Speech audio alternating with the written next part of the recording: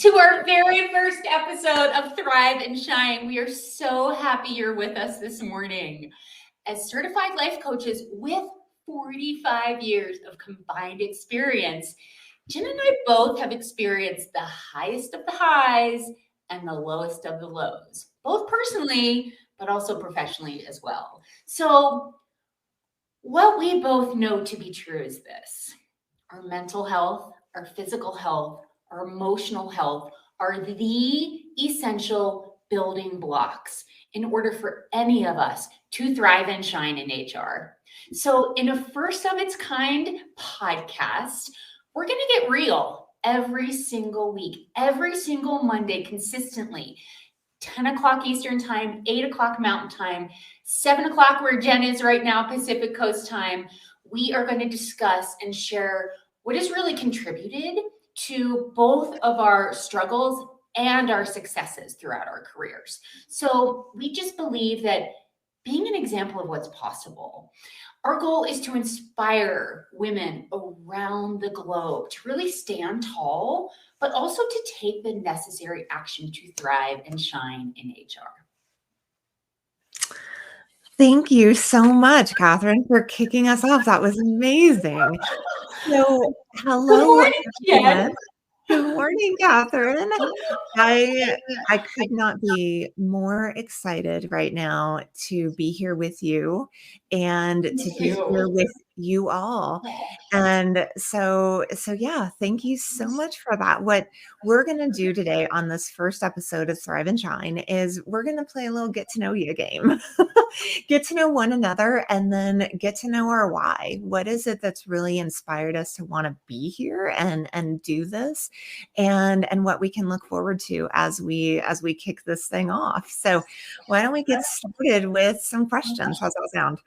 Oh, it sounds amazing. It sounds amazing. And I just love that you added, I want to know your why. Because I just spent a week down in Telluride, Colorado with a client infusing the why into performance management. So the fact that you just threw that term out, love it. Let's do it. Let's get to know each other's why. Let's do it. So let's start with just a little bit about you. Who is Katherine Fry? I'd love to learn a little bit about what brought you into HR and then what got you into coaching and how the two have kind of merged. So share a little bit about yourself, Katherine. Oh my gosh. Okay. I almost feel like I'm in a job interview, so I'm going to try and not sweat here. So I graduated from undergrad in 1997. And I actually had a job set up with the city and county of Denver. I went to the University of Denver, and a friend of mine said, hey, I'm going to Aspen. Would you like to come up? You know, I'm interviewing with the Ritz-Carlton. Would you like to come up to Aspen? And of all the ski areas in Colorado I had been to, I had never been to Aspen. So sure enough, I'm like, sure, I'll go with you. Got in the car, opened the blinds in the morning after we drove up, and I literally fell in love with Aspen. I fell in love with a place. Truly, I'm still very much in love with Aspen. So I marched down to Human Resources and got a job.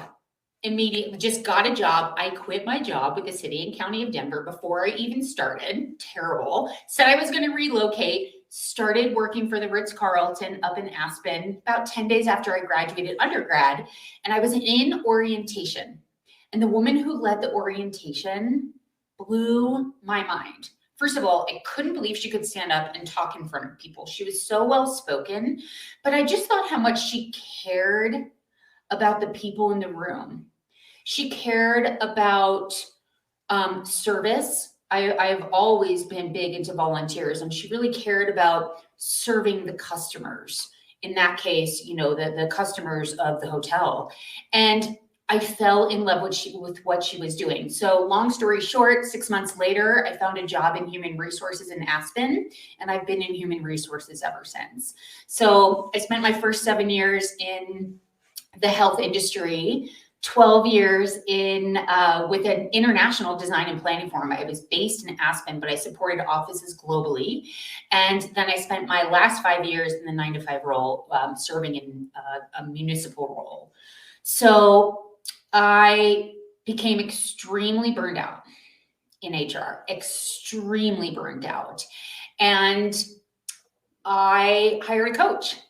I hired a coach to help me with that burnout. And she quite literally changed my life. And I realized that coaching was imperative. It's a skill. I think for me in HR, I thought I was always a good coach, but there's actually skill and technique to coaching. So I went back to school, I became a coach, and sort of had this side hustle going, and it took off. And so I have been a full-time coaching consultant for the last year and a half. Gosh, that was a long monologue. Oh, Jen, I can't hear you. Oh my gosh. I'm so sorry. I muted for respect. And then there I was with no sound.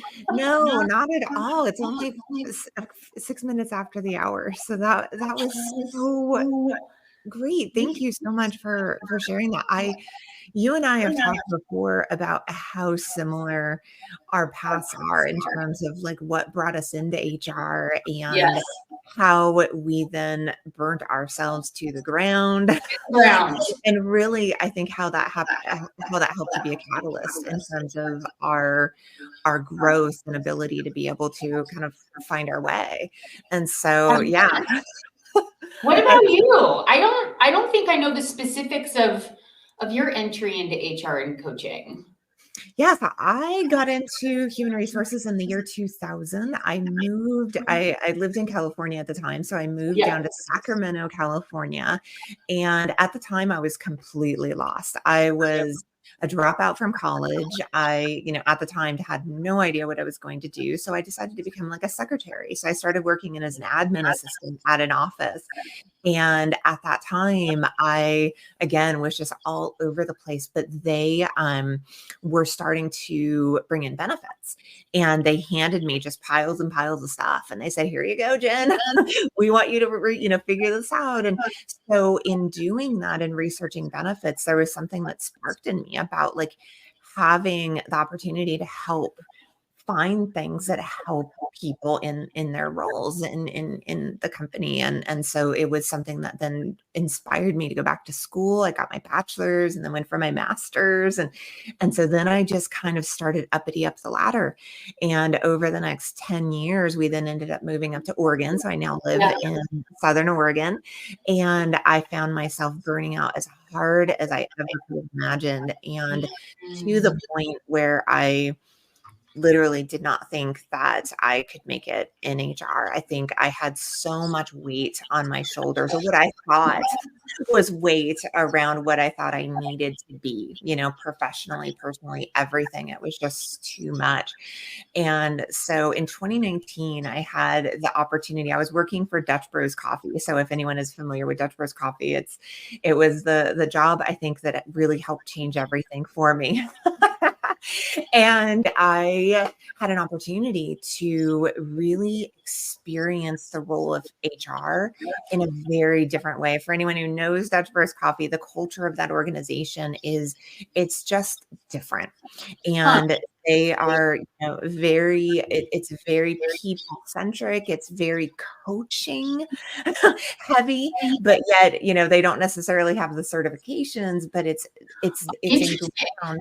Yeah, it's inground in like who they are and how they incorporate, how they first began. And so through that experience, I started to get a little bit of exposure to coaching.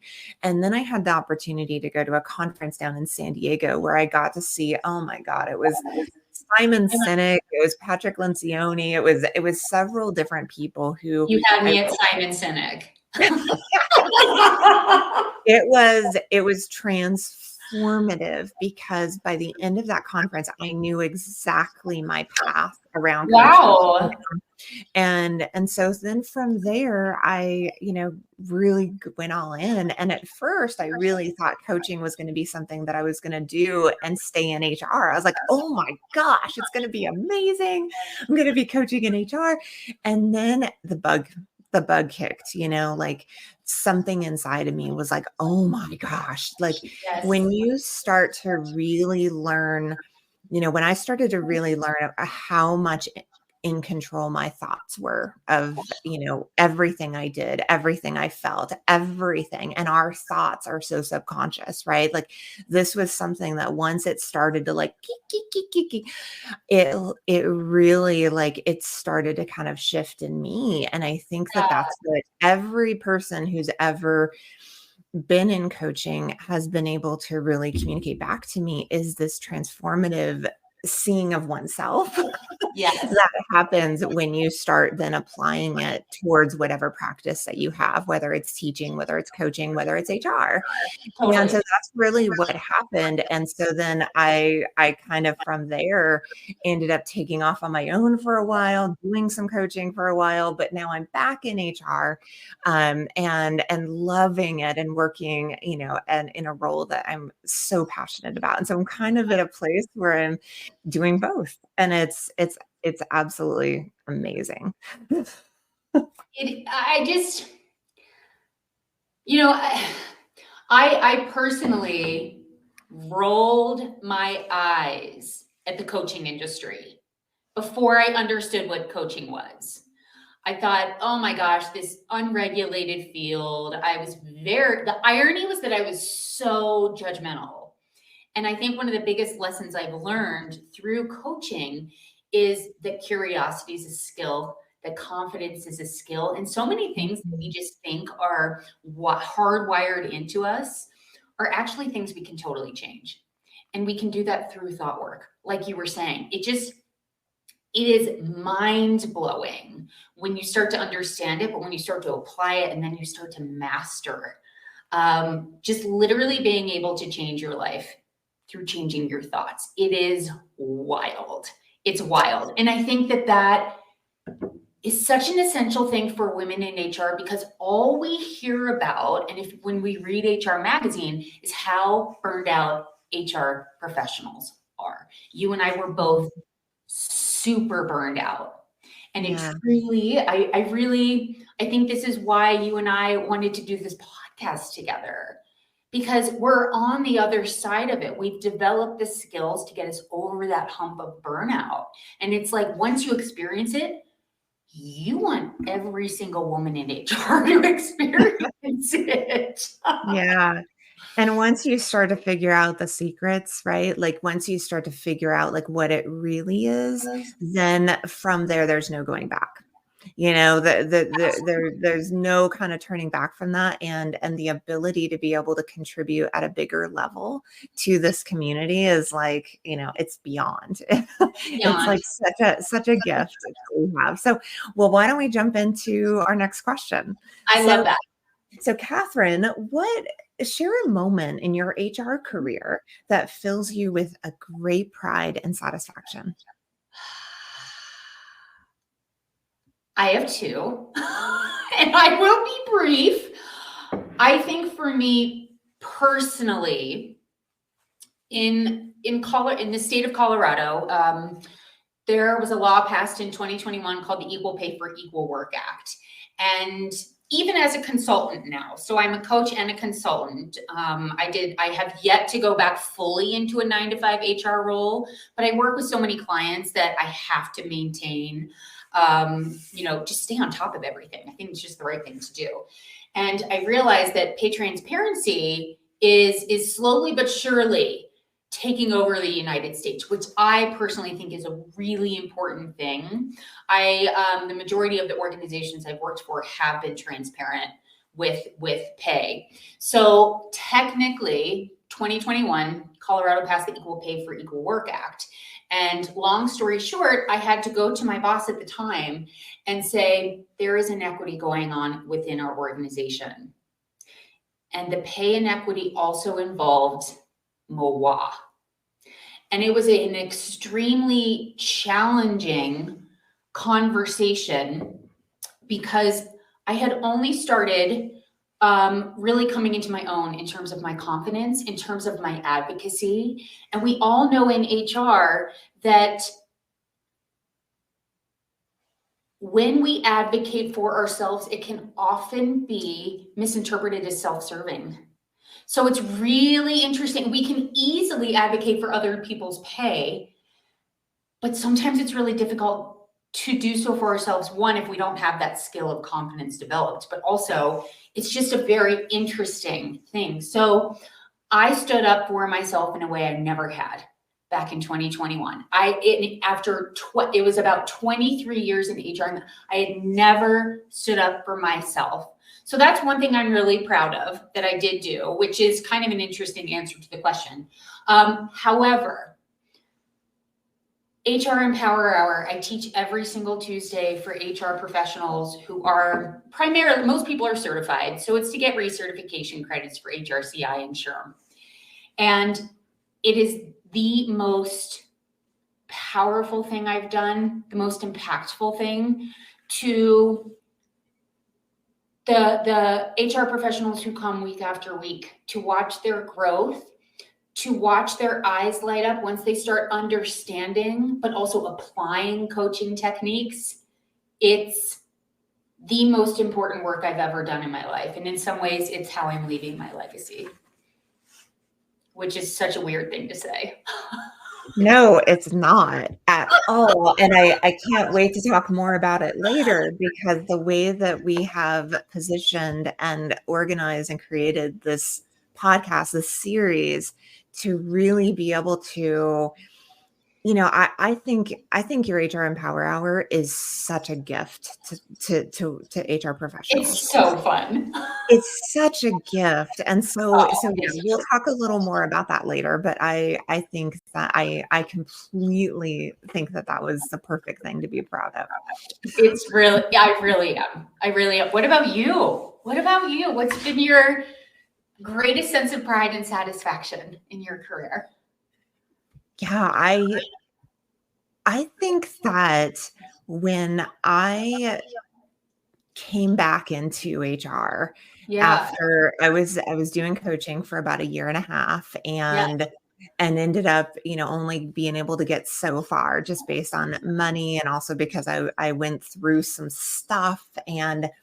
But when I came back into HR, having this new perspective, like having this kind of gained awareness around how I can get out of my own way, how I can help better serve people, how I can better serve, just the greater good. And like everything shifted. And so it's really been from the very beginning an experience that I've had that has been, I think I've shared with you, it's challenging as hell. Like there's all kinds of challenges that I'm faced with in this role. But I think given the fact that I am so much more self-aware, that I so much now more care about myself, and I take care of myself, and I make sure that I am, refreshed, and all of those things that I just wouldn't do. The more that was placed on my shoulders in terms of the weight, the more I would push myself, right? That's the American way. That's what we do, is the more that we feel that we have to do and achieve, the more that we will force ourselves into those square holes. And so I've really, over the course of these last 7 months that I've been in this role, have just had this like clarity that has been, the waves of pride kind of wash over me constantly. Because it's really beautiful to see the 20 years that I was in HR before learning about my brain. And then the 7 months I've been in HR now that I understand myself. And the beauty in that has been transformative. Would you, knowing that, and that articulation is just so beautiful, knowing that, do you have advice for your younger self after everything you've experienced? What would your advice be for your younger self? Don't think taking care of yourself is selfish. Don't believe the hype that you have to be a certain way, that there's any shoulds and all of those things that we're programmed into believing. I think all of that, the sooner that we can begin to learn the truth and learn how to begin to reprogram all of that. I had yesterday, this is going a bit off topic and this is kind of getting into a little This bit is of, what we do, this Jen. is like a little woo woo, but I went I to like a woo. gal that I do kind of some breath work and some things with, and she was talking about every human being is programmed to believe that they're not good enough. Every single one. And from her perspective, it was like it gave me chills at the time. But from her perspective, it's something that happens from the moment we're born. Because when we are born and we're disconnected from the womb, from the very beginning, it creates this, right, this disconnect within ourselves that we feel like, well, wait a second, was I not good enough? And so this Never thought about that. Yeah. yeah, and it's like it's out there and the idea is not for everybody, but the idea is that I would love us to normalize every single episode how human it is that we go through phases of not thinking we're good enough, that we go through phases of not thinking that we are enough, right? And the journey is really the day-to-day checking in on ourselves and really being truthful with ourselves around what it could be versus what we think it's supposed to be or what we think that we've been told it is. And so that, I went way off. I went way off, but I think that has just been this place where I've been able to kind of say, okay, I get to be the creator this time. And that's what I believe for everyone who is listening and everyone who is, out there, that we have the opportunity to give back to, is we are the creators, everybody. And there's a lot of pride we can take in that because it's every single day and how we show up. And at any moment we can change all that. Absolutely. And I think we hear that. We hear it, it's in so much media. It's in our feeds. We read shelf help books, the ones, you don't actually read that collect dust on your shelf. I call them shelf help, but I actually love self-help. I love all of those types of books. I actually read them. And I just feel like coaching gives you the tools. It's not the why, it's the how. And it really, at least the program that I went through, it really taught me how to do that and apply it, as opposed to just say, okay, today's a new day. It's like, how do you make today a new day? How do you be the creator? And, being 48 years old, I feel as though the second half of my life is no doubt going to be the better half of my life. And I wholeheartedly agree with everything you just said. It's sort of recognizing when we're indulging in victim mentality and knowing that there's a total opposite over here. And it's not like it's not going to be perfect every time. I think that's another thing we have to let go of. We are supposed to, as human beings, experience both positive and negative. And I think, thrive and shine, it looks different every single day. And life is hard. And there are tools out there to help you get through every situation.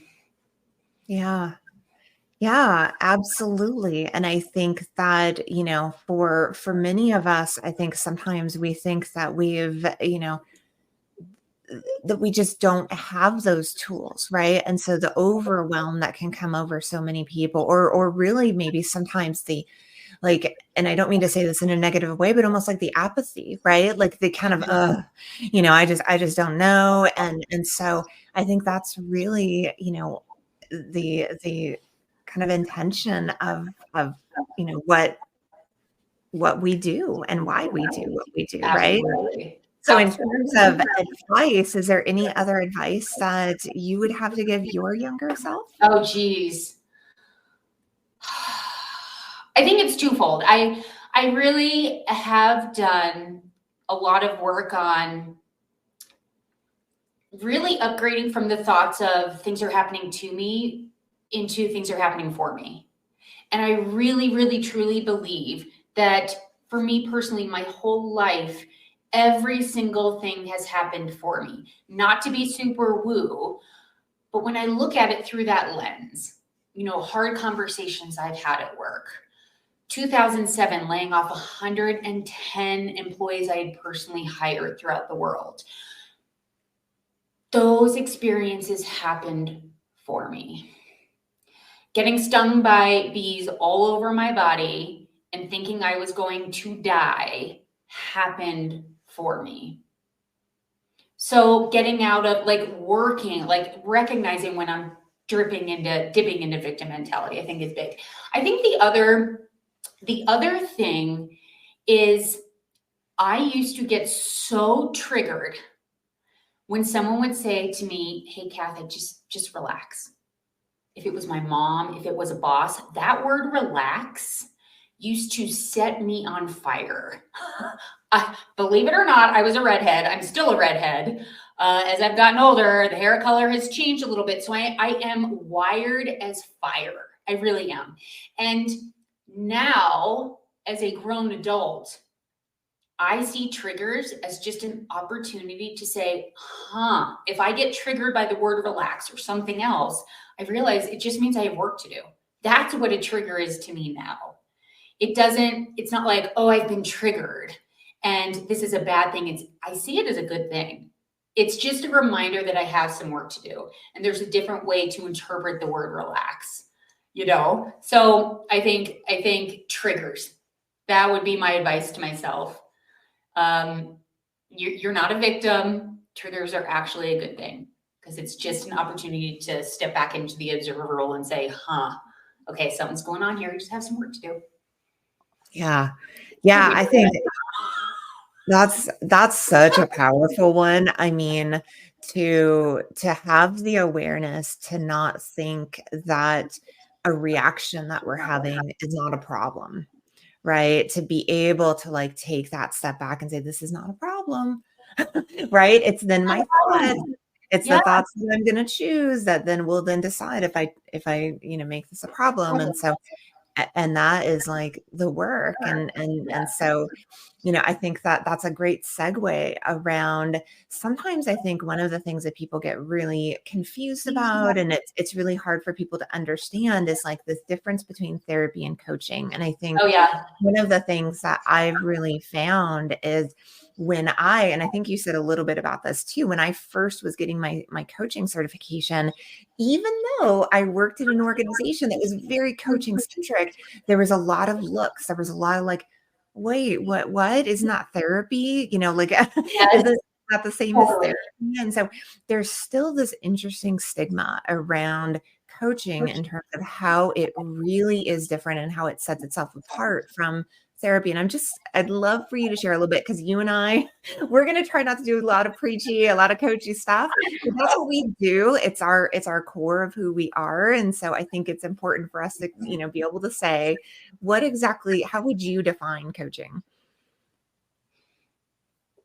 In the simplest terms for me, I think that coaching, this analogy is used often, but it really resonates with me. It really resonates with my clients as well. Coaching is about, if you're in a car, it's looking forward through the windshield. Therapy is looking in the rear view mirror. Therapy is fixing things that have happened in our past, really taking a look at our childhood, at our programming, diving in and potentially reprogramming. Coaching for me, and it is a little bit of a fine line, but coaching for me has been recognizing, I'm going to use myself as an example, recognizing I'm a 48-year-old woman, and it's the thoughts I'm having today about the past, about the present, and about the future, that's where my power lies. So for me, it's having that awareness of where I am today, but also I think the big for me, and what I do with my clients is really shifting my clients' lens, looking forward, looking ahead, going into what you described as like that creator mentality. It's a question I ask all the time, and it's so simple and it's so powerful. And we often don't even think about this question. What do you want? What do you want? And it's a hard one for people to answer, because especially women in HR, because we're just drowning in that burnout. We're on that hamster wheel. Our head is down. And in HR, we tend to be perfectionists. We tend to be people pleasers. We tend to put, like you were saying, we put everybody else's needs first. That's why the type of people who are attracted to HR tend to burn out, because we just continue to put everybody and everything else first. So through, coaching is about pausing, picking your head up, for me, and looking ahead and deciding what you want, and then putting the systems in place to get there. I don't know. How do you describe the difference between the two?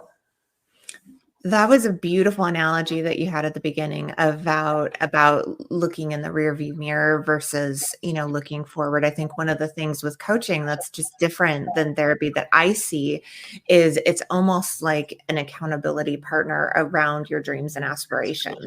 Ooh, I love that. Thank you. But that's the way that I've seen it, is that accountability partner to, my deepest dreams, and having that person that you can really confide in, who immediately, without hesitation, is going to be like, I believe in you. I believe in you and I believe it's possible. And so then what their job is to help you rework all of the thoughts that are trying to tell you that you can't, and tell you that you're not good enough. And so, yeah, I mean, that's for me. I've done a lot of therapy and I've done a lot of coaching now. And so, high five. Amen. And I recommend both. I think, Yes. for all of us that are proud and that have a hard time asking for help, I totally get it. And so we don't need to spend a ton of time on going, please get coaching or therapy. No. But I will say that both have been just so life-changing for me, because looking back has helped me become the person I am today, and looking forward is going to help me become the person I'm going to be tomorrow. Absolutely. Absolutely.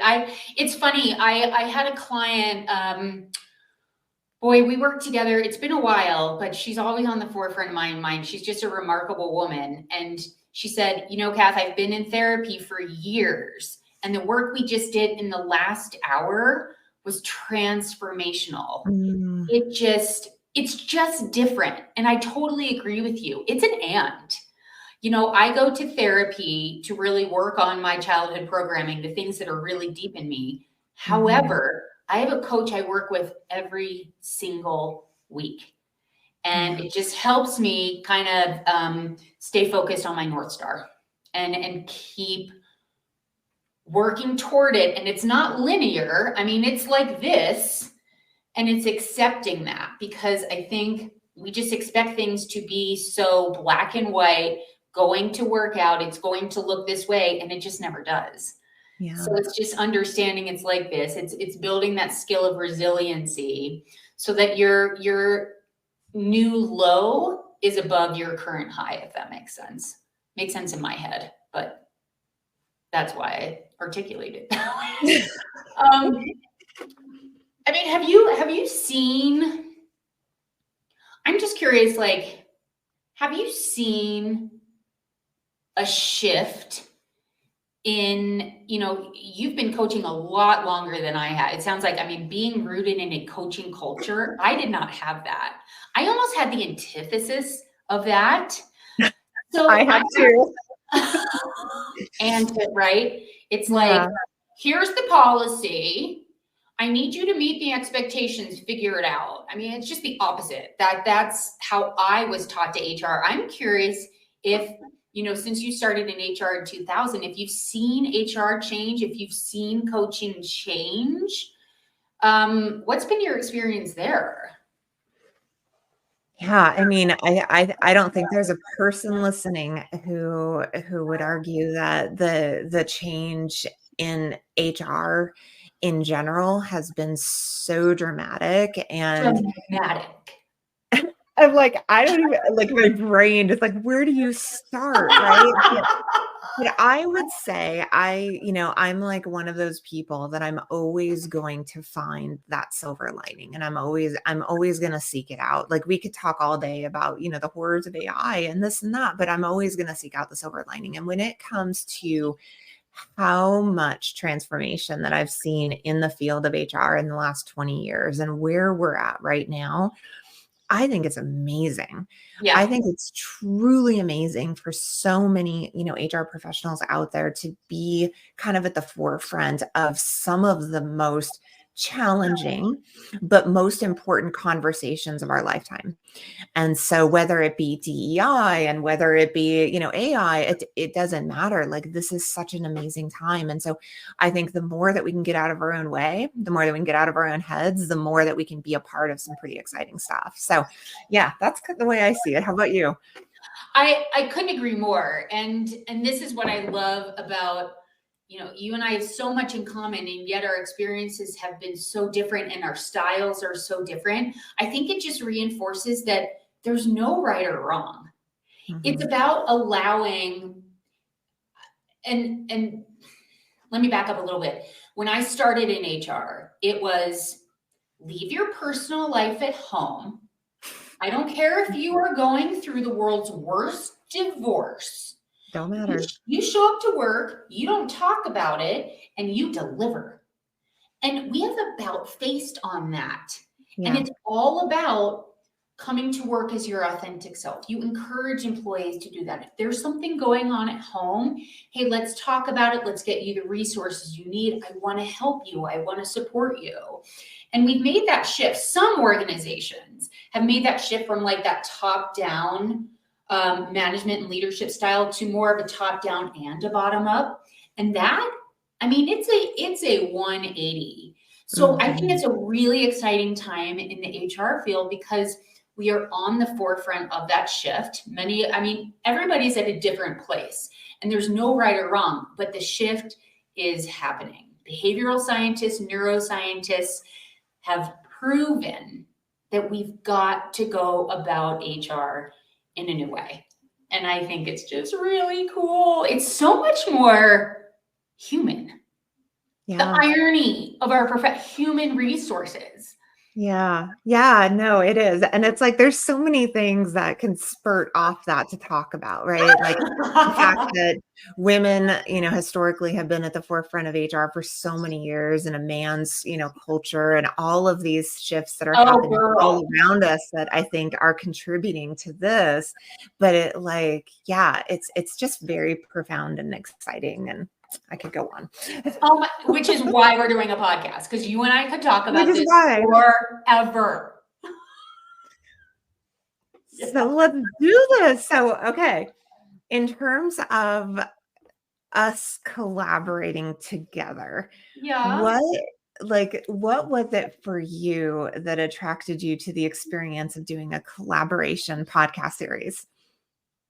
Oh gosh. You want my real answer? You do, like, right? Okay. I'm gonna get real. I promised we'd get real in this podcast. I think when I first met you, it was through Facebook, and you immediately opened up. You immediately shared some mental and emotional struggles that you had been through that made Mhm. me feel not so alone. Because I too have really struggled. I've shared with you, I was diagnosed with general anxiety disorder about 10 years ago. I mean, I was really tanking. My Mhm. mental and emotional health was really tanking before I found coaching. And you made me feel so less alone.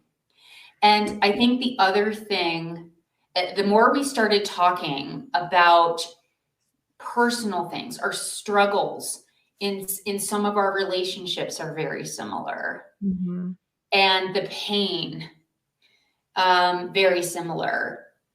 And yet the tools we have are very similar and we know how to rise above it. And I think last but not least, when you mentioned you too had stopped drinking alcohol, truly, I was like, she is my person. I am meant to meet this woman. I am meant to learn from her. And in the times where you have both formally and informally coached me, it has been profound. I remember over the holidays just dealing with some family things, and you just kept saying, be the light, be the light, be the light.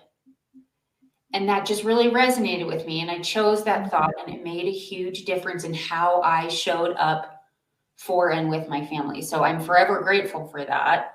And I just want to be around you. I think you are a gift. You have a gift. And I don't feel so alone when I hang out with you. I feel like throwing up.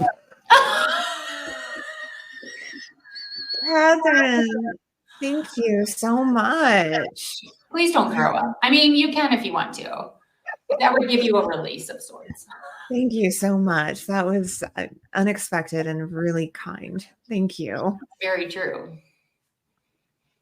Thank you. Okay. Well, I want to share my why for wanting to collaborate with you. I knew that this was something that I was going to do. I think, there are a few people out there, if you're listening, hi, I love you, that knew that, this being able to like have something like this microphone, this podium, there's something here. And when you and I first connected, I didn't know it was going to be a joint collaboration, but it quickly started to like form in my brain where I was like, I feel myself with this person. I feel like I can just talk about the things that I know in my brain are important to talk about, but doing that solo, there's something about that. And so having that like sense of we could do this together, right? We can talk about the hard things. We can go there and feel safe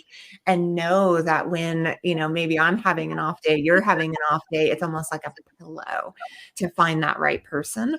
So yeah, no, I'm beyond excited that we were able to kind of find that our stories have kind of aligned in such a way where it's like, wow, you are here to help me. I am here to help you, and we're here to help the world. So that's pretty amazing. So, okay. Well, with that, I know I'm looking at the time and I have work to get to today. I might have some things to do today too. Something tells me I have work to do too.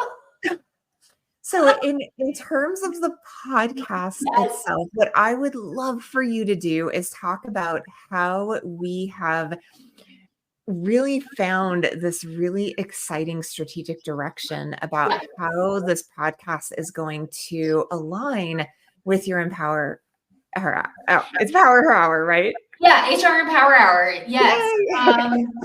And I have a private Facebook group for HR women, and I've been teaching in that group since last January. So it's been just over a year, teaching every single week, although we took the summer off. And I would almost poll the women in the group and say, what do you want to learn about? So it wasn't about me, it was about what the women in HR really needed. So based on that feedback, I put together a course curriculum for 2024. And it is based on the trials and tribulations that we literally struggle with. So for example, tomorrow, it's every Tuesday, HR Empower Hours, every single Tuesday at 2:00 Eastern time.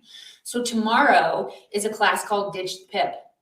Performance improvement plans do not work. They don't work because they're rooted in blame and shame and judgment and fear. So because of that, and Jen and I both know that keeps us in deprivation.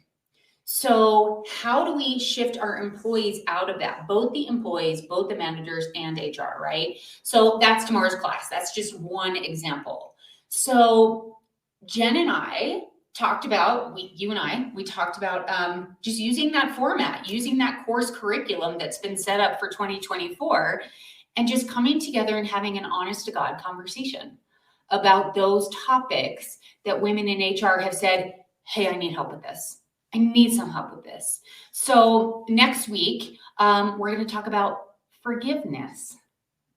And I know, Jen, we kind of lit up when we realized that that was going to be our second. I mean, obviously this episode is like a getting to know you, but our first episode about content being on forgiveness is wild.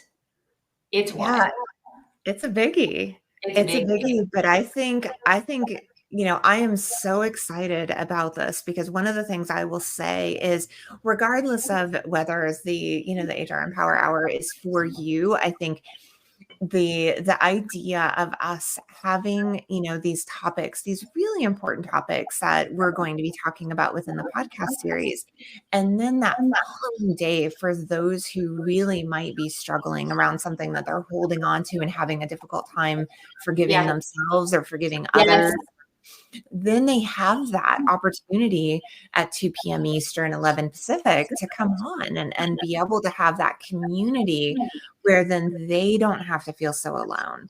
So this is really one of the things I said that really sparked me in a why of having something that's not just you and I throwing a bunch of stuff on a podcast, but it's also like, hey, if you also struggle, come and join this community because you have the opportunity to be able to share and receive. Yeah, absolutely. And it's the one thing that I just keep hearing over and over and over again is that HR professionals feel very alone, even HR professionals who are on teams.